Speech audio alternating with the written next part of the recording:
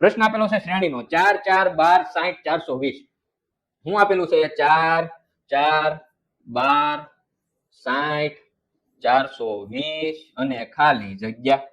ચાલો, તો હવે આમાં જવાબ શું આવશે? પેલા તો જેને આવડતું હોય એ કોમેન્ટ કરી દેશે, નથી આવડતું તો એ પેલા વિચારશે કે આમાં કરેલું શું છે.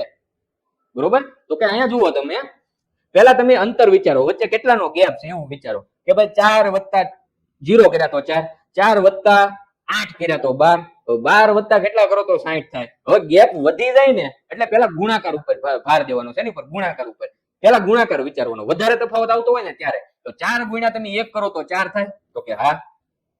4 ગુણ્યા કેટલા કરો તો 12 થાય, તો કે 3. 4 તેરી 12. 12 ગુણ્યા તમે કેટલા કરો તો ભાઈ 60 થાય, 12 ગુણ્યા કેટલા કરો તો 60 થાય, તો કે 5. ચાલો, તો હવે અહીંયા તમે જુઓ 0 0 બે ને ભૂલી જાઓ. 60 ગુણ્યા કેટલા કરો એમની 6 ગુણ્યા કેટલા કરો તો 42 આવે, તો 6 ગુણ્યા 7 કરો તો 42 આવે. બરોબર? તો 60 ગુણ્યા 7 કરો તો 420 આવે. તો હવે અહીંયા કેટલા ગુણ્યા કરવાના, પેલા તો ઈ વાત વિચારવા જેવી છે. તો કે અહીંયા 1, અહીંયા 3, અહીંયા 5, અહીંયા 7. કઈ સંખ્યા લીધેલી છે? એકી સંખ્યા. 1 3 5 7. બરોબર?